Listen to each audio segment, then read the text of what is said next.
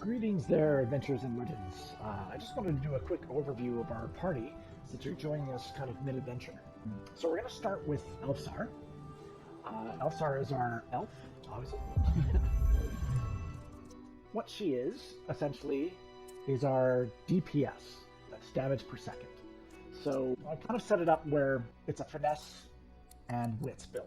She's kind of our hunter, but her constitution is pretty low.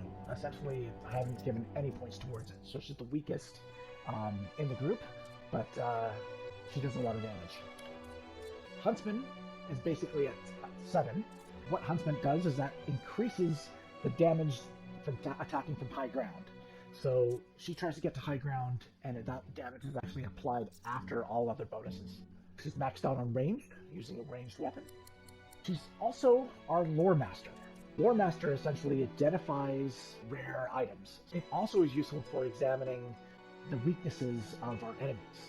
She already comes with ancestral knowledge, being an elf, so it makes sense for her to keep doing that. Also has Lucky Charm. One of my most favorite things in the game is it makes every single crate that you open, every single thing you inspect, there is a chance to find something extremely rare, and it makes looting in this game and covering everything and scouring the environment so worth it. It is like the best skill you could give your party in the game, so highly recommended if you're doing it in your own playthrough. She is also an elf, and elves in this game allows you to eat corpses, and you gain their access to their memories. It's a little weird. Sometimes you gain skills from it, sometimes you gain secrets and knowledge, but it's one of those things that elves do in this game. I've given her all skilled up, which allowed me to actually give her an additional combat ability and an extra civil ability. She's also got arrow recovery, which makes sense for an archer, which gives me a chance to recover the arrows that I shoot. You know, sometimes these arrows are expensive to craft or expensive to buy. Bigger and better, I got to spend 2 more attribute points on her, just to kind of skill her up a little bit more. And then really important is Far Out Man, which increased the range of skills by 2 meters. It doesn't sound like much, but it makes an extreme difference when you're in battle and you just need to get that extra person in line of sight. Also, for a ranger, it's a given. Look at the character here if you want to see what we have in terms of vitality.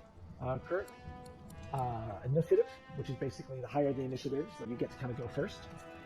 Here's the damage that the character does on critical chance, and then dodging, armor, magical armor, accuracy, and then the different resistances. ELFSAR's also noble and a jester. These are just kind of personality quirks and traits. Basically, anything that gives a little bit to summoning and Huntsman is primarily what I focused on.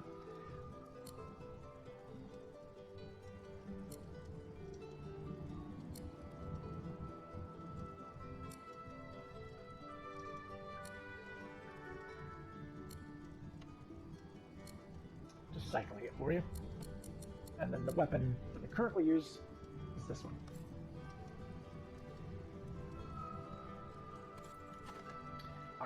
Should be good.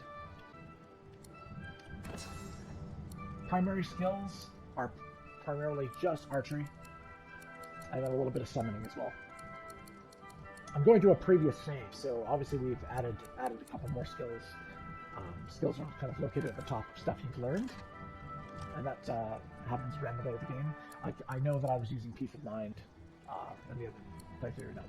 Claim out of 3 turns, basically just gives you kind of a increased your stats. Alright, Ifan. Ifan's a bit of a hybrid character, it ended up being. We weren't exactly sure what direction to go with Ifan, but we ended up making him kind of a tank / healer in a way. Kind of taking both those roles in the Trinity and putting it into one. He started out as a Hydromancer. His stats are basically kind of mixed in between strength and memory, constitution, and really intelligence as well. The reason being is that he needed a lot of memory because he had an enormous amount of skills. Because we started going in 4 different directions with this character, being a hybrid. So Strength is tied to your warfare abilities, the warrior abilities. He's also kind of our big pack mule for the party. He carries all the stuff. He's got the biggest strength. He can move objects. He can carry a lot of weight.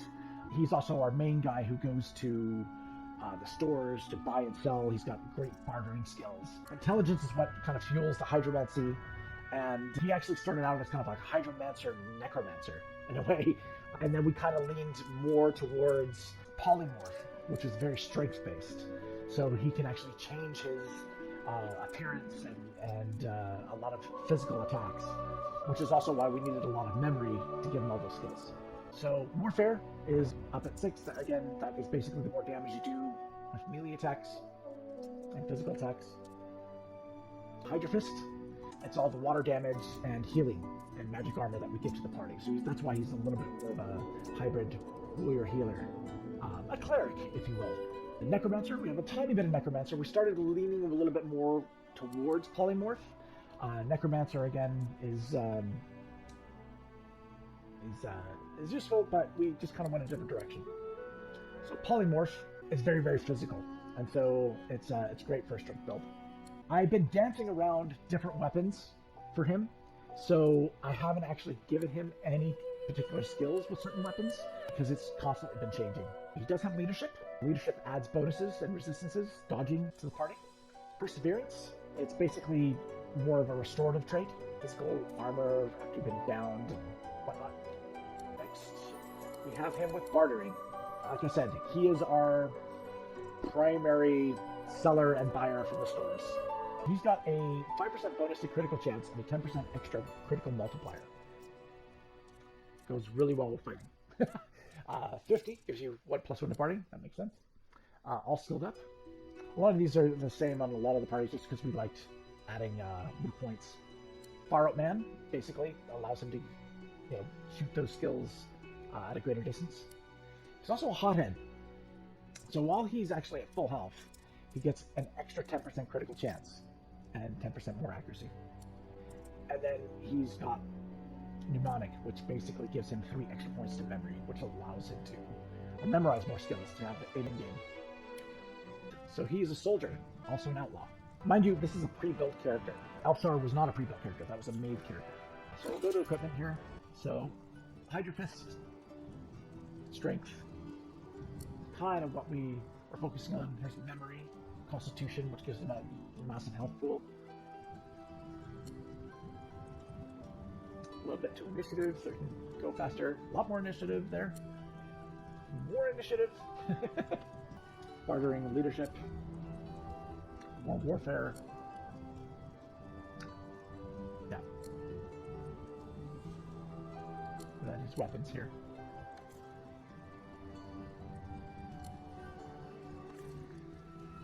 Skills. So these up here are the warfare skills. There's the Hydro skills, a little bit of necromancy and polymorph. Now we're going to focus on Superstar.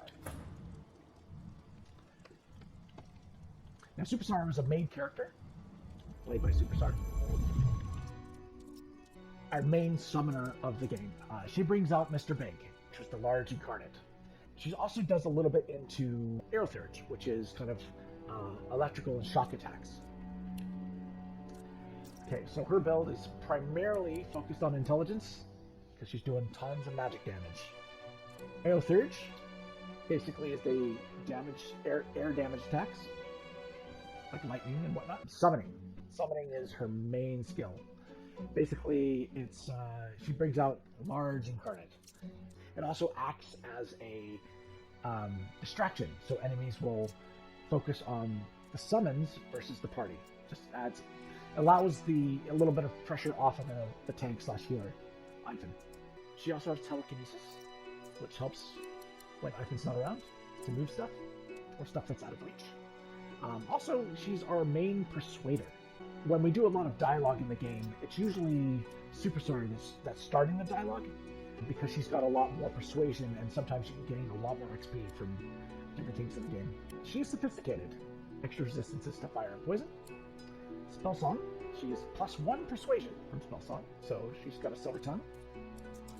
Again, with all skilled up. Also Far Out Man. additional 3 memory slots. She's also the one that has Pet Pal.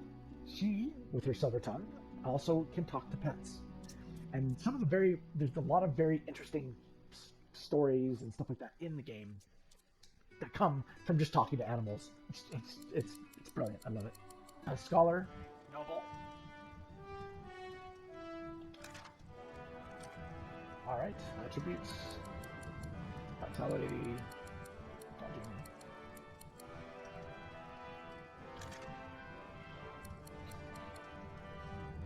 That's interesting. I have only a 6% air resistance yet. She's an Aerotheurge. I might have to do something about that. You can see the damage, action points, vitality, health pools.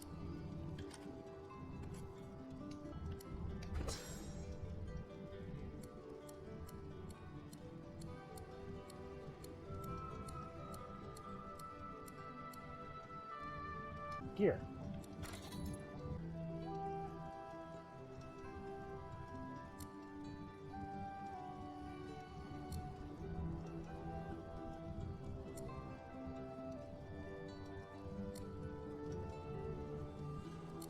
You're more than welcome to pause the video at any time if you needed more time to read it. Just giving you just a quick kind of overview. Using a staff as well. Alright.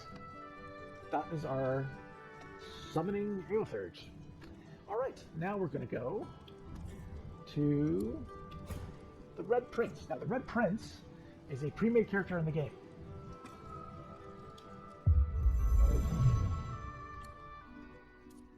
So our Red Prince, we made pretty much a magic build. Total magic build. He is a Pyromancer Geomancer. That's primarily what he focuses on. However, he is also a thief. And is able to pick pockets. Again, massive intelligence. Pyrokinetic. Does a lot of fire damage. And Geomancer. Alright, so thievery, able to pick pockets. So, much like Superstar, it's also sophisticated and spellsong. Again, we used all skilled up, Borrowed Man, Pneumatic, and Torturer. Torturer basically means that certain statuses that he inflicts are no longer blocked by magic or physical armor. It's something that I kind of want to give to every other son as well. If they can. Health ball. Damage. And resistances. There's a little bit of retribution too, which is kind of nice. Retribution is kind of like when you receive damage, it gets reflected back to the attacker. Skills. As you can see, the focus is on fire and earth, pretty much.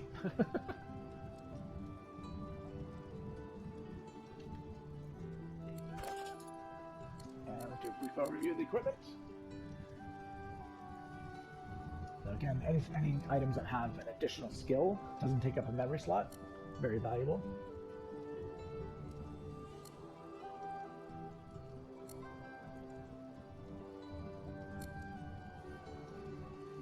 So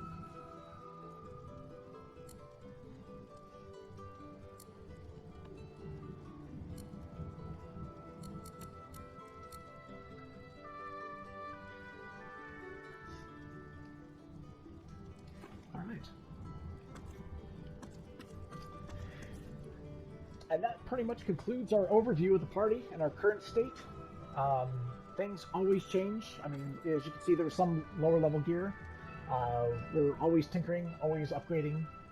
And yeah, anyway, I'll let you get back to the adventure.